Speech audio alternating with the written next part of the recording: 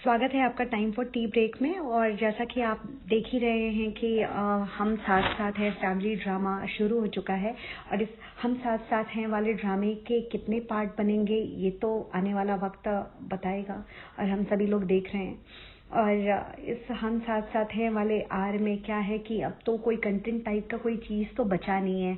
तो अब सारे जो ननिहाल के सारे लोग इकट्ठे हुए हैं उन सब लोगों का कंटेंट बना के अब उस पर खींचेंगे।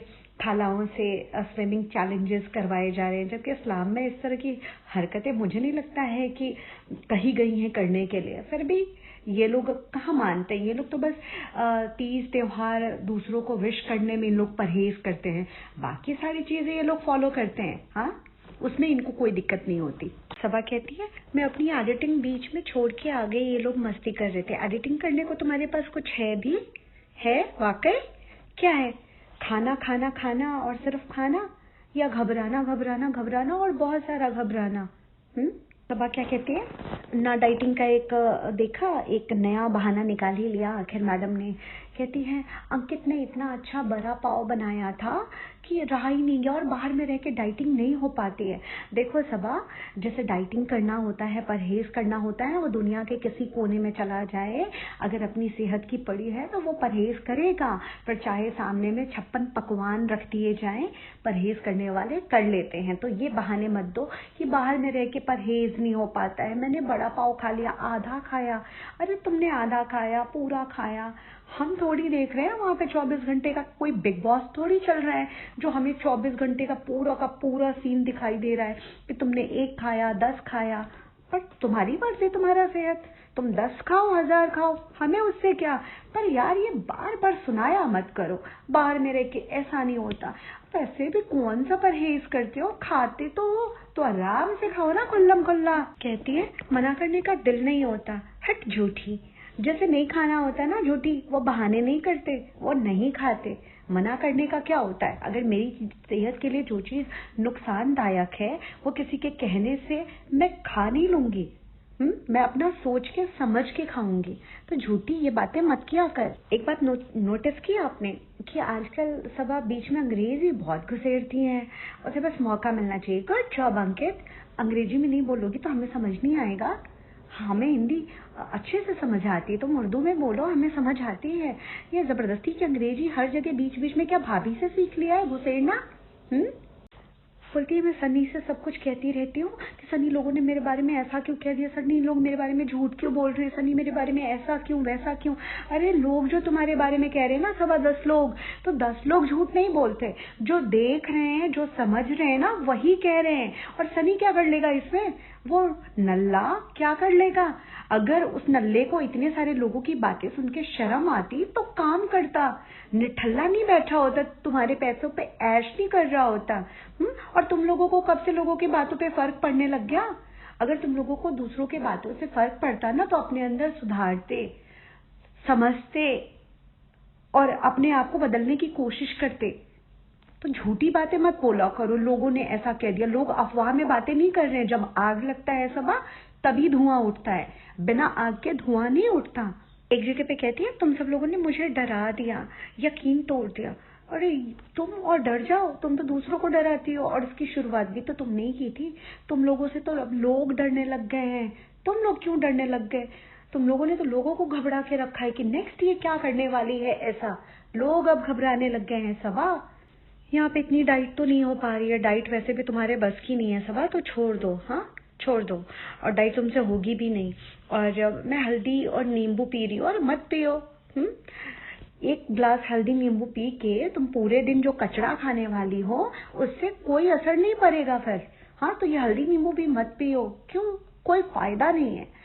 तो खाओ खा का दिखावा करना, व्यूअर्स को सुनाना, क्या टेंशन बटोरना है तुम्हें? फिर देखा ही होगा आपने, घबराहट क्वीन निकल जाती हैं सनी के साथ बाहर घूमने, क्योंकि घर में एक जगह पे तो इनका पैर टिकता नहीं है जब तक ये बाहर निकलेंगी नहीं। ये फैमिली टाइम इकट्ठा नहीं करने गई हैं, ये घबराहट क्वीन अपनी घबराहट बेचैनी को बाहर निकालने गई हैं, क्योंकि ये बहुत ज़्यादा देर तक एक जगह पे बंद नहीं रह सकते।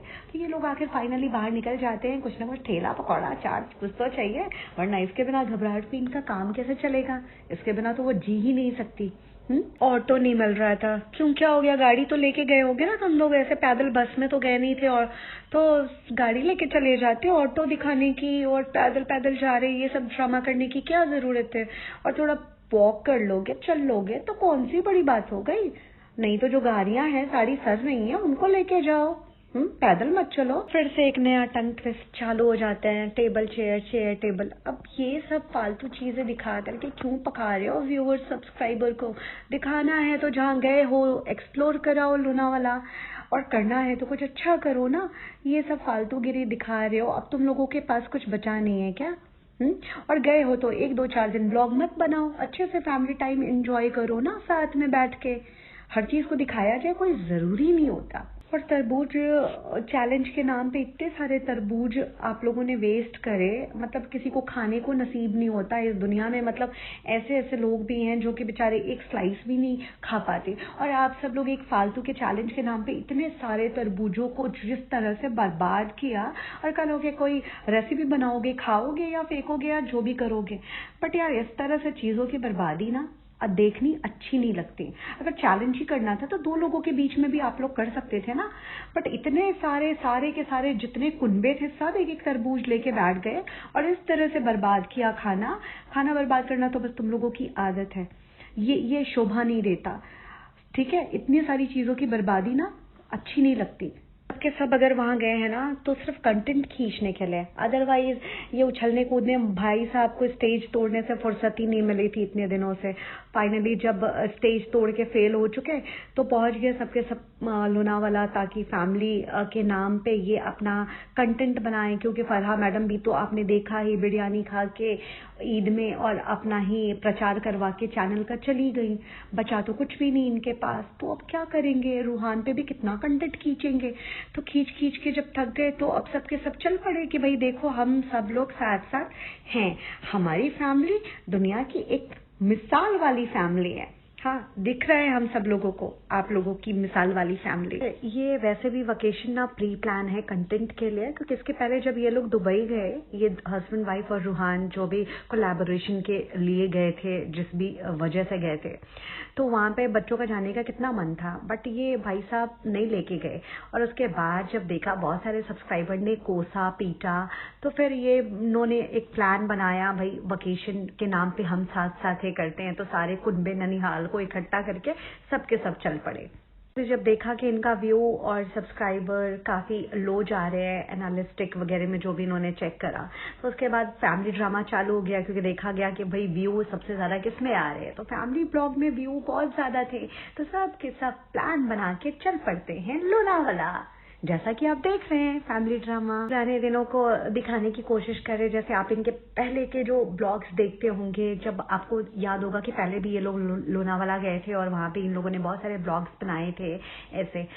तो तब तो इनके पास कोई काम धाम नहीं था, ये नल्ले थे वेल्ले बैठे थे, तो ये मतलब फ्रिक्वेंट मतलब जाया करते थे, फैमिली के साथ अच्छे से टाइम स्पेंड करते थे। बट बीच में जब इनके पास थोड़ा बहुत काम आ गया, इनके ब्लॉग्स चल पड़े, तो भाई साहब ने अक्कड़ भी बहुत ज्यादा आ गई धीरे धीरे। तो अब जब देखा कि भाई सब कुछ अभी फिर से चला गया, काम नहीं है, सीरियल नहीं है और अभी डिप आ रही है ब्लॉगिंग में, तो चलो भाई सबके सब कुनबे वापस उठो और सब के सब चल पड़ो लोनावाला। देख ही रहे, हम सब लोग देख रहे हैं वहाँ का सीन जो हम लोगों को दिखाने की कोशिश कर रहे हैं आप सब लोग। और दीपिका की हालत तो भाई आप सब लोग देख ही रहे हो, बेचारी बनी जिस तरह से वो दिखाती हैं। खैर इतनी भी बेचारी तो वो नहीं थी, इतनी बेचारी वो कभी भी नहीं थी। और वैसे भी सारे ब्लॉग के जितने कंटेंट होते हैं वो भाई साहब ले लेते हैं, और इनके बनाने के बाद जो बचा खुचा रह जाता है फिर मैडम बिरयानी पका के लामिंगटन बना के किसी तरह से खींचने की हा करके पूरा करने की कोशिश करती रहती हैं। तो इनकी हालत तो भाई देखने ही लायक है। खैर ये कर्मा है, जो मासूम रिश्ता वो छोड़ दिया उन्होंने इन भाई साहब के लिए, तो भगवान भी कहीं ना कहीं बैठा देखता है और चीजें तो लौट के वापस आती हैं ना मैडम, आती हैं। तो वो अभी आपकी हालत उसी तरीके की है। दीपिका मैडम आप एक अकेली नहीं है औरत जो अपने आप को इतना अबला दिखाती हैं। आप ही के जैसे न जाने कितने ब्लॉगर्स हैं, वो अपनी फैमिली को, अपने बच्चे को, खुद को इतने अच्छे से सब कुछ मैनेज करके मेंटेन करते हैं, अपने आप को प्रेजेंटेबल दिखाते हैं। बट आप ऐसा क्यों दिखाते हो? क्या तो ये आप जानबूझ के करते हो या वाकई में आप बेचारे हो गए हो? ये सोचने वाली बात है, हैरत वाली बात है। वरना और भी लोगों को आप जब देखोगे ना मैडम, वो कितने अच्छे से मतलब तैयार होके इतने अच्छे से रहते हैं, इतने अच्छे से सारी चीज़ें मैनेज करते हैं। किसी किसी के तो ट्विंस भी हैं, फिर भी वो देखो कितने अच्छे से मैनेज करते हैं। रुबीना को देखो आप, उसकी तो 2 बच्चे हैं, वो कितने अच्छे से सब कुछ प्रॉपरली अपने आप को रेडी रखती है, प्रेजेंटेबल रखती है और सब कुछ कितने अच्छे से वो मैनेज करती है, हैंडल करती है। पर आप ऐसा क्यों करते हो, जिस तरह से अपने आप को दिखाते हो कि मेरी हालत एकदम खस्ता है? ये सारी चीजें हैरत करती हैं। खैर वो आप देख लो मैडम, जैसा आपने किया है वैसा आपको मिल रहा है। खैर आज के लिए इतना ही। अगर अच्छा लगा आपको ये पॉडकास्ट तो please like share and subscribe करना ना भूले the time for tea break को। Thank you.